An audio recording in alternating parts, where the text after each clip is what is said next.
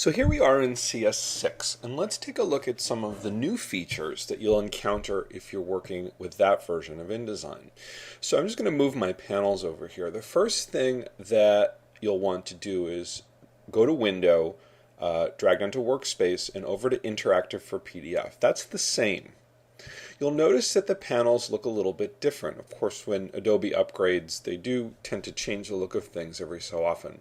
As far as what we just discussed, in terms of buttons, one major difference here is that the Buttons panel is now called Buttons and Forms. So if I go to my window menu and I drag down to Interactive and over, instead of just Buttons, it will say Buttons and Forms. It will do the same exact thing, and that's what I'm going to show you now. So I'm going to bring up that panel, and I'm just going to drag it over so you're able to see it. Now the process is going to be exactly the same. I'm going to select my red circle, and in the Buttons and Forms panel, I'm going to change the type to Button.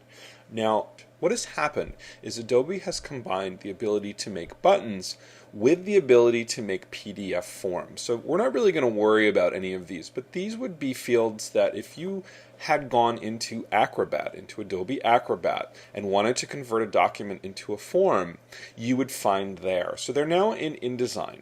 Okay, I'm just going to choose button as the type, and now it's going to look perfectly familiar. I have a name, I have an event, but notice what has happened to this event, which was called onRelease in CS 5.5. It's now onRelease or tap. So that's really showing that Adobe has taken InDesign and in this upgrade really has factored in the tablet world. Okay, so instead of just on click or on release, we've got on release or tap.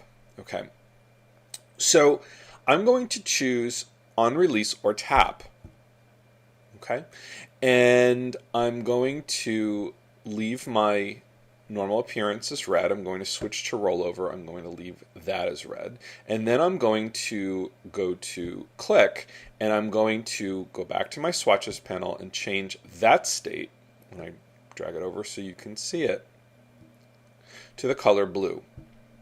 Okay, so again, I'll move my swatches back.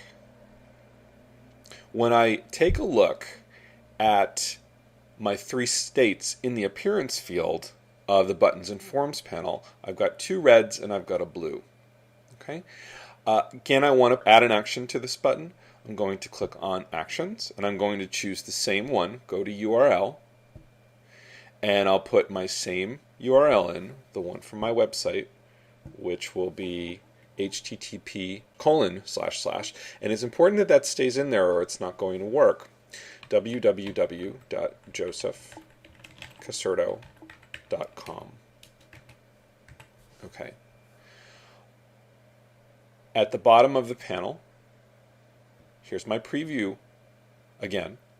And when I click this, let's see what happens. Here's my preview panel. Let me bring it over. Let's see if we can make that a little bigger. I'm just going to click, hold, and drag it.